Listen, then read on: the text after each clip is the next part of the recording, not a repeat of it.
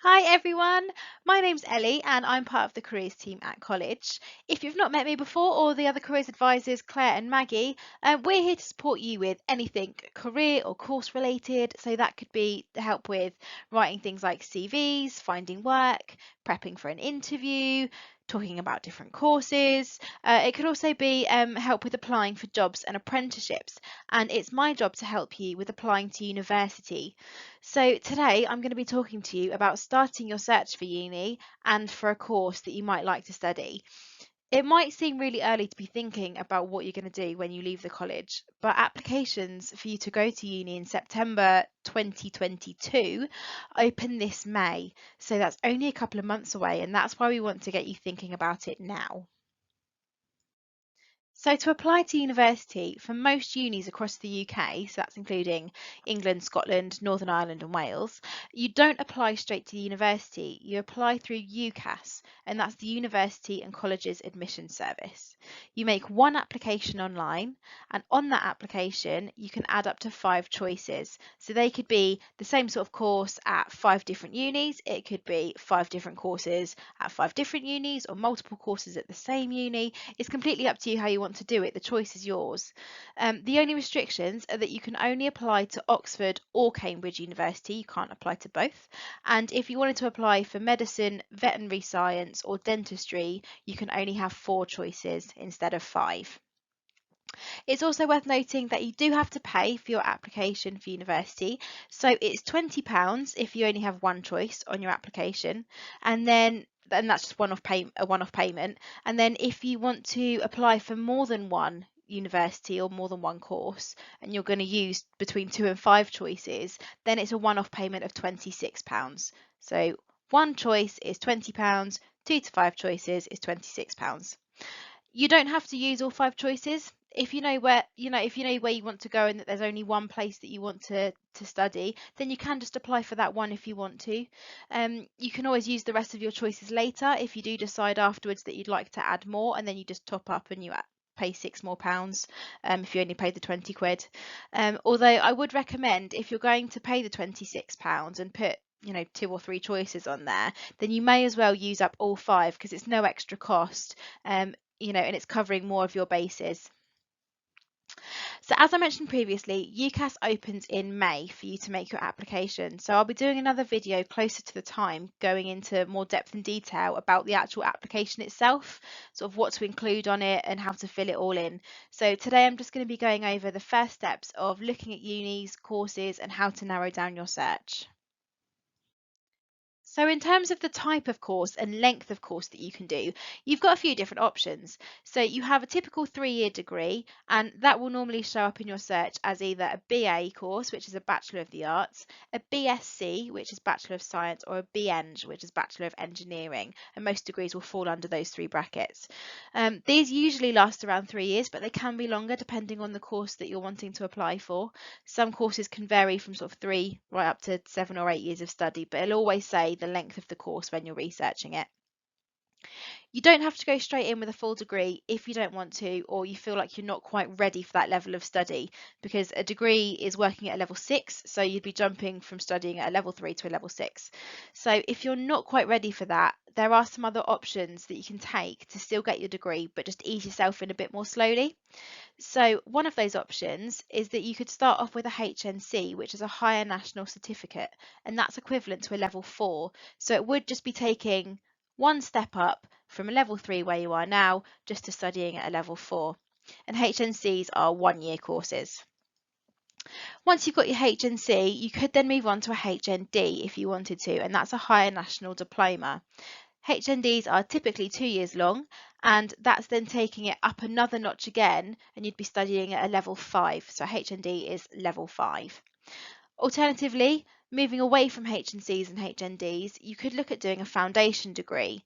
They are usually 2 years long, and the first year is equivalent to a level 4, and second year is equivalent to a level 5. When you're doing your research, the foundation degree courses will show up as an FDA, an FDSC, or an FDeng. So just make sure that you know that those are foundation degrees when you're looking at your search. Then if you decide to go down this alternative route, once you've finished your HND or your foundation degree, and obviously each university varies on what they offer, but some will offer a top-up year. And that's a 1 year of additional study that you do that essentially tops up everything that you've done to be a full degree. So it's the equivalent to last year of a normal degree, and you'd still get a full degree qualification, just like if you would have gone straight in from year one on a full normal BA or BSc course. These are just some alternative ways that you can still get your degree, but sort of that just ease you in a bit more slowly into it. There's also the option to do a foundation year before starting your full 3-year degree. So some courses will have a foundation year attached, meaning that the course will be advertised as a 4-year course, or it could say BA honours in art and design with foundation year. And doing a foundation year first can be for anyone really wanting to either adjust to uni before starting the full degree, and it's also a good way to still get a degree if you want one but don't quite have enough of the entry requirements that the course is looking for. So again, it's just an alternative way, and it's an additional year of study just to sort of ease you into your degree and get you ready to study at that level 6. Now we get on to where to actually look for courses. Every university has their own website with all of the courses that they offer, and that's a great thing to do if you know exactly what university it is that you want to go to. But there are over 50,000 courses from nearly 400 universities and colleges across the UK, so there's a lot of choice. So a great place to get started is on the UCAS website itself. So yes, you do make your application through UCAS, but it's also a TARDIS of information and has details of every course offered from every university, information on living in different areas of the country, student accommodation, open days, virtual events, career ideas, and so much more. It also has information on the conservatoires for any music or performing arts students who want to go down the conservatoire route. It's also a really great place to look, even if you're not sure that university's for you or if you've got other plans. So it's also got information on apprenticeships, internships, gap years, studying abroad, different career paths, and the different routes that you can take to get into those career paths. So I would firstly suggest just designating some time to sitting on UCAS and getting stuck into your research, whatever path you might be thinking of going down. Choosing the right course and the right place to study does require a lot of research. It's not something that's going to come quickly to you. So even if you know what course it is that you want to study, don't always take the title of the course at face value. So the name of the course at every university might be exactly the same, but the content can be very, very different. It's not like at school or college where, you study maths GCSE and everyone does the same thing across the country. Instead, every uni can design their own courses, so no two are really going to be the same. So look at the content. Some might include study abroad opportunities or work experience, others might offer placements, and others might not offer any of those things. Look as well at how the course is structured. So is there more time in lectures or is it mostly independent learning?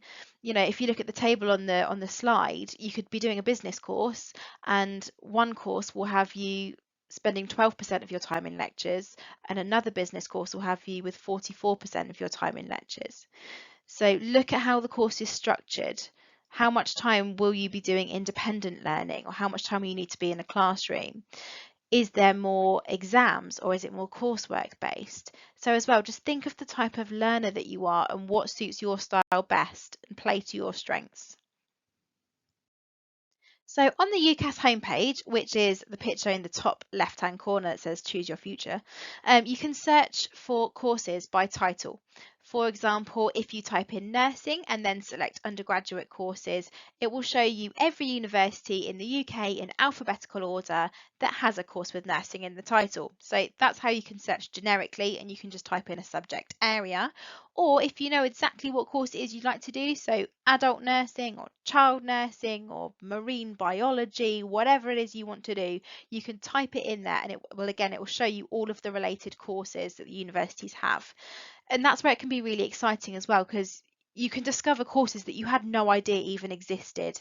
So it's really good to yes, search specifically if you know there's a specific course you want to do, but also to search generally so that you can open your eyes up to so many different courses that are out there. There are new degrees coming out all the time with amazing titles that you didn't even know you could get a degree in. So it's just really exciting to sit and have your search that way and find courses that you didn't know existed. And you never know, it could completely change the path that you go down. Um, you can click on each one. So when you've got your list, so in that picture above where you can see Anglia Ruskin University, you click on the course title, and then it will show you more information from that university and the course. So this is where it's really important not to take the title of the course at face value, and research fully what the course content is. So it will have an overview on UCAS of things like the content, what the modules are, what the entry requirements are, and how you'll be assessed on the course. Um, but just remember that UCAS is a good starting point for that information, but then it's really good to look directly on the university's website too if there's a course that jumps out at you, because UCAS does give you more of an overview, and then the university website will give you a bit more specific detail. You can create your own shortlists as well if you want to by selecting the little heart next to the course. And that's just so that you can save it and come back to it at a later date when it comes to really having to narrow down your search to make those 5 choices to put on your application. With the entry requirements that we are talking about earlier, that's good to look at when you're researching, they may not tell you a grade that you need to get in your current course. It may instead ask for a certain amount of UCAS tariff points. So I've just put a table here of what the tariff points mean. So basically all it is you get a number of points for the overall grades that you achieve on your current course. So for example, if a uni asked for 112 UCAS tariff points as an entry requirement, and if you're on a level 3 sort of extended diploma, you would need to get a grade DMM, and that would be 112 UCAS points. So aside from the courses that you're choosing, it's also really important to think about the actual uni that you're going to go to and the location of the uni, because essentially if you're going to move away from home, that's going to be your new home for the next 3 years. So think about how far from home do you want to be? So you might want to stay here and study, and you could study on your doorstep and stay at the college university at university studies. Or if you'd like to go further afield, think about how far away you'd be happy to go. So, how far is too far? You can narrow down your search of universities by location on UCAS to look at particular areas of the country if you wanted to search that way. If you do want to move out, think about things like your living costs. So also living costs correlate with the location. So will be slightly cheaper if you go up north, for example. I used to go and visit friends up north and it was like £2 a pint, or more expensive if you go somewhere like London, where you're going to be paying like £8 a pint. So look at things like travel as well. Is there good public transport links? So if you need to get home or you want to go and visit people for a weekend, check to see if the university also has accommodation and how much it is. Some do provide it, some don't. It's not always guaranteed, and you might have to find a room to rent somewhere.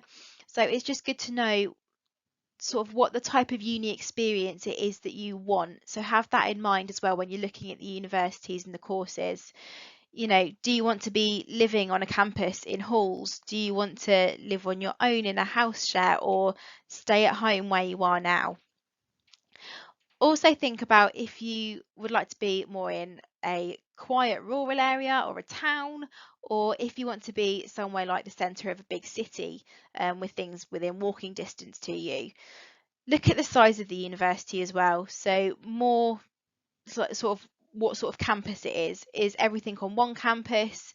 So you get some universities that have everything in one place and it's almost like its own little village, and it has accommodation on there and all the uni classrooms and a supermarket, and it has bars and a doctor's surgery.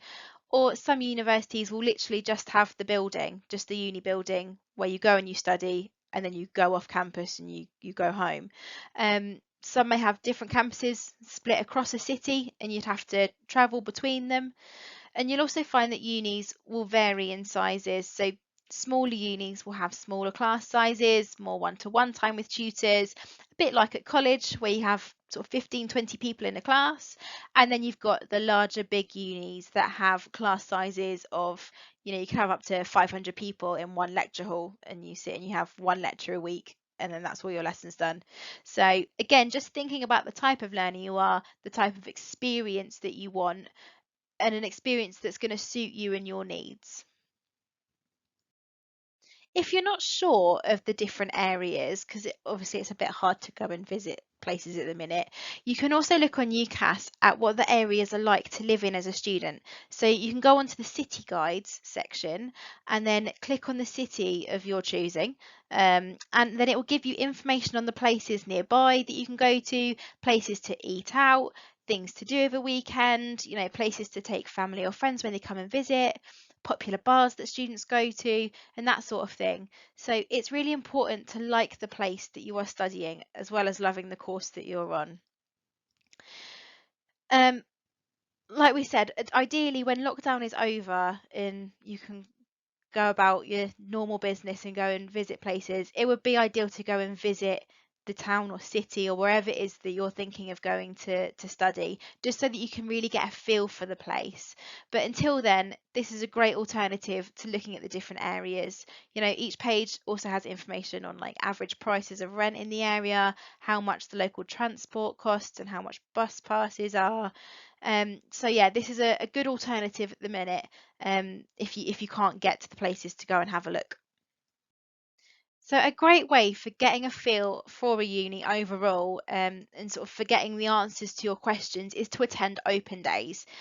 Again, I know at the minute that it is a little bit difficult and that you can't go in person, but the UCAS website has a list of virtual open days and virtual tours and events that the universities are hosting that you can attend, until you can go in person and have a look. Fingers crossed by the summer they'll be back up and running normally, but you never know. So to find these virtual events that are happening, you can go to the UCAS website and hover over the undergraduate tab and then select open days and events. Then just scroll to the bottom of the page and you can search for what's currently available at all of the different universities. Then it will come up with a list of all of the universities from A to Z, that are advertising virtual tours and open events through UCAS. So then you just click on the university that you're interested in, and it will normally redirect you to the university's website to start the tour or book a place for the event. So they can vary. They could be a YouTube video, it could be a 360-degree tour, where you sort of navigate yourself around, or it could be pictures of buildings or of the different accommodation that's available. Don't panic if your university isn't on there. So not all of the universities will be advertising their virtual events through UCAS. So just go straight to the university's website and find it that way. I would recommend having a look further on the university website as well, just to see if there's anything else that they're offering. So it's pretty much a given that most of them will be doing virtual tours and virtual open events. But they could also be offering things like summer schools or taster days. So again, just kind of looking at everything you can to help you get a feel for the course, the uni, the place, talking to the lecturers, talking to current students that are there, just to get a feel and help you in your research. You can also search by subject area if you're not 100% sure on what course to search for. So each subject area will give you a breakdown as to what courses there are for universities that relate to that subject, what careers you can go into, so you could search by career option, what the typical requirements are for something in that area, so for something in chemistry or something in biology, what the typical entry requirements are for that. Apprenticeship opportunities as well. Again, so if you perhaps sway against university, looking at apprenticeships you can get, or degree apprenticeship opportunities. I think just with most of this stuff, as I've said before, it's just the TARDIS of information. So you need to be looking in every section just to get yourself lost in the website.